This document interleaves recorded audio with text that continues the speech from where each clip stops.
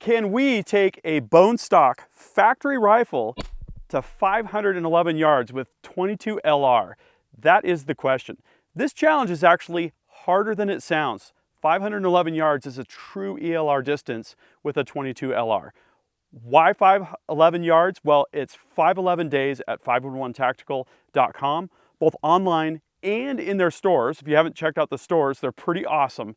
And so we thought, today is May 11th. Let's take this 22 LR, this is a Bergara B14R, out to 511 yards if we can do it. Let's break down the challenge.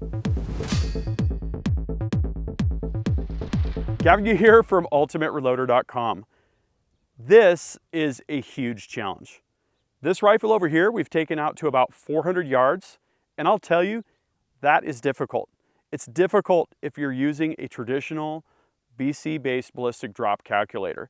I was just talking with my friend Seth Gardner, and he explained that between 400 and 500 yards, literally, is where everything falls apart. You're gonna run out of scope travel. You're gonna have stability issues. Things get really, really erratic. And so to understand the challenge, what I did is I got on the phone this morning with Francis Colon from Applied Ballistics to get the story. Let me share some of that with you. I'll just set your distance as 511 there at the top. And there's two ways to do it, but I'll show you both. But if you have a way of measuring direct station pressure, that would be better. Yeah, I've got a Kestrel basic unit that we'll take up there. Yep. Spin drift, do you see an option for spin drift and Coriolis or no? Yes. Okay, so enable spin drift and enable Coriolis. Okay. You can hit the trajectory button. Okay. Ballistic calibration. That's what you want. Okay. Yep. So now, in the ballistic calibration field, you can enter up to 3 yardages. Okay. And you will basically be able to create a calibrated drop that will true out errors within your solution. Nice. And technically, your optic is free.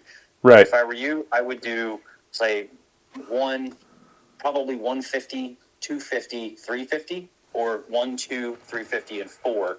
And it's going to be really wonky at 4 just because of how the nature of dispersion. And the closer you get to, let's say, 400, if you have a real tracking error, sometimes they stack massively, and it can't be predicted if you haven't shot there.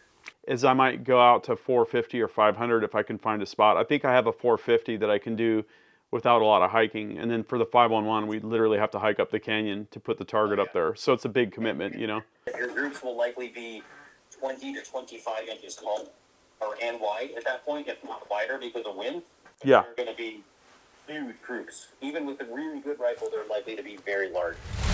So talking with Francis Colon really opened my eyes. He described just how unpredictable rimfire projectiles are in this subsonic domain. And he also described that what I needed to work with was a DSF chart, drop scale factor, and this is built into the Applied Ballistics mobile app, AB Mobile. So let me talk about this a little bit. So this is a bone stock Bergara B14R with the carbon fiber barrel option. This is also available with the carbon steel barrel. This rifle has performed really, really well. This optic is the Leupold Mark V HD 7-35 by 56. I chose this scope because it has a lot of travel. And we've got a Bergara 30 MOA rail, which is kind of a minimum spec for ELR rimfire activities. Something like a 60 MOA would be even better, but then you have issues with zeroing and all sorts of issues. It gets really complicated when you get out beyond 400 yards. So where we started was we got a really good 50-yard zero, and then we went out to 100 yards, and I decided to re-zero at 100. So we were really, really sure about where things were. In fact, I shot a 5-shot group at 100 yards, probably the best 5-shot group I've shot at 100 yards with the rimfire. It measured 0.390 inches. Okay, this was the night before, last night. Just getting everything sorted out, right? This morning, we took the rifle out to 202 yards, 335 yards, and then 405 yards so that we could get our DSF data entered into the AB mobile app. Let me show you what happened at 405 yards. Ready? Yeah.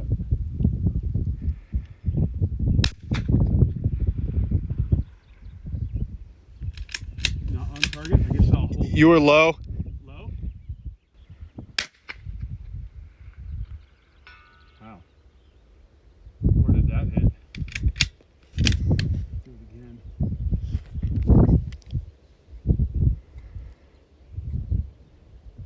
There goes that wind. Impact. Oh, yeah, I got trouble. Yeah.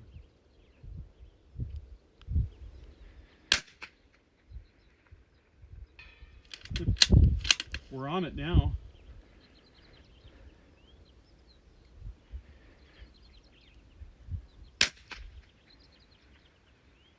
We're kind of hitting, yeah, that was I think point of aim right there.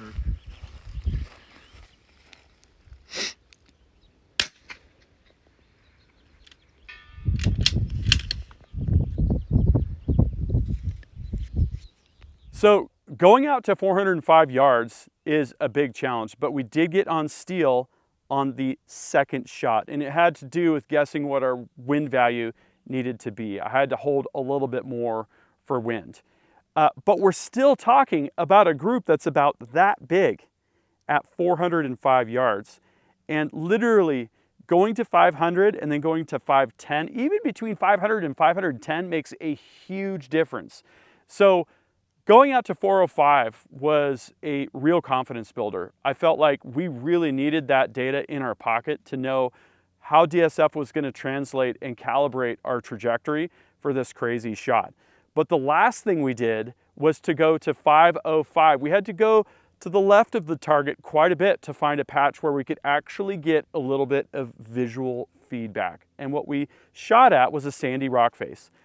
The tiny little splash of rock dust told us exactly where we needed to be.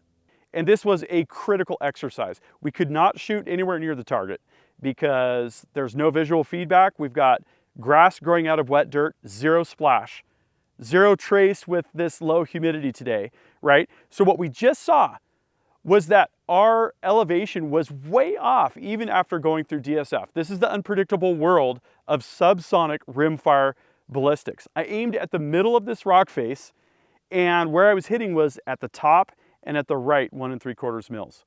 So what I'm hoping is that the conditions are going to remain constant as I go for this shot. I know I need to take off 3.5 mils from elevation, and I know that I need to hold 1 3/4 mils to the left. Wish me luck.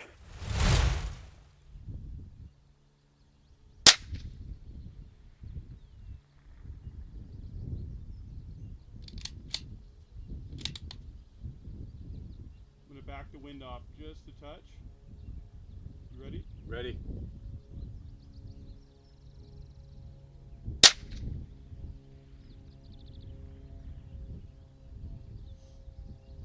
Any feedback? No feedback.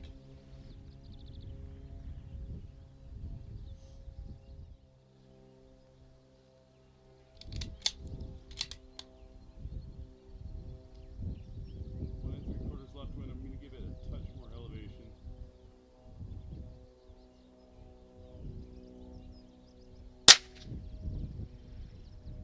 Impact! Yes! Yes, dude! Yeah! Oh, yeah!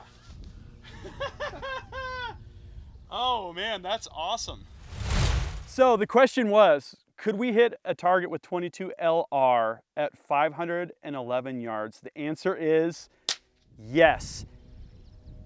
Impact! And on the third shot, that was absolutely amazing. And I have a lot of people to thank, namely Seth Gardner over at DM Targets and Francis Colon over at Applied Ballistics. Thank you guys for helping me get on target. I know without you guys, it would have been totally impossible. Really impressed with the Bergara B14R. Loophole optic worked great. I think I'm hooked. This is totally different than the centerfire game, but you know, it gives you a completely different set of challenges.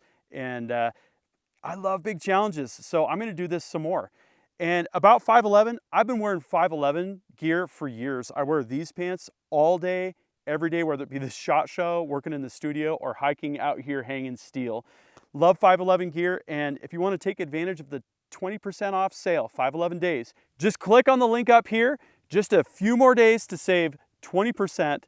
site-wide. Now, do you have specific rimfire ELR experiences that you want to share? Drop a comment and share your experiences. Let's start that discussion. That concludes this video, and that means it's time to wrap it up.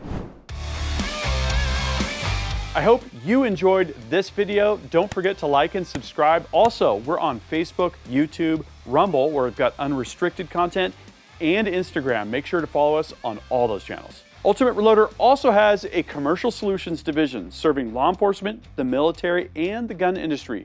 We have some unique capabilities, including a comprehensive suite of recoil testing and evaluation capabilities, trigger profiling, and more. If you're interested in custom rifles like what we build here on the channel or gunsmithing services, you're going to want to go to rifles.ultimatereloader.com and get on the wait list.